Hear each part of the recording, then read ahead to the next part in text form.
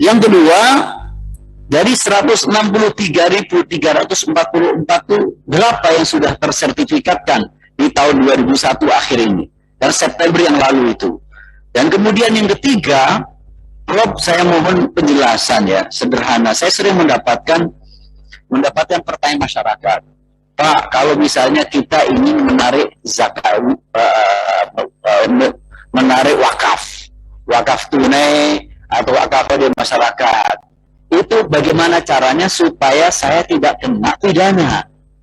Itu tolong diberikan literasi sederhana kepada masyarakat dan kepada publik agar gampang begitu cara mereka. Saya setuju, memang ke depan perlu ada sertifikasi yang tadi diprogramkan lembaga LSP ya. Ya, itu kemudian artinya nadir bersertifikat. Saya kira itu bagian daripada literasi. Tetapi kemudian yang berikutnya, Prof, itu tolong diberikan bagaimana menjelaskan sederhana supaya masyarakat juga tumbuh gitu. Dan yang berikutnya, saya juga setuju, Prof, bahwa barang zakat, maksud saya barang wakaf ini, benda wakaf ini seharusnya tidak masuk kategori keekonomian ya. Ekonomi ya, tapi keekonomian. Sehingga misalnya tanah-tanah wakaf itu seharusnya tidak kena zakat gitu, maksud saya tidak kena pajak gitu, tidak kena pajak. Saya kemarin misalnya datang ke dapil saya, ada salah satu kampus yang kemudian mengeluhkan, Pak, gimana wakaf saya setahu itu 242 miliar. Salah satunya adalah punya lahan-lahan itu.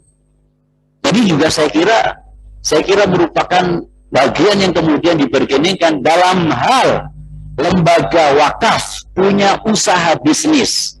Lalu bisnisnya itu kemudian menimbulkan keuntungan, di situ diperkenakan yaitu pajak keekonomian, saya kira masih bisa masuk akal. Tapi kalau kemudian tempat wakaf ini kemudian dikenakan pajak, saya kira juga perlu diperjuangkan. Dan bahkan misalnya kalau itu memang usaha atau usaha wakaf itu kemudian dalam bidang ekonomi, saya kira juga perlu pajaknya harus disesuaikan, tidak harus kemudian sama rata dengan yang lain. Saya memberikan benchmark seperti BPKH. BPKH itu mengelola uang masyarakat, uang jamaah haji.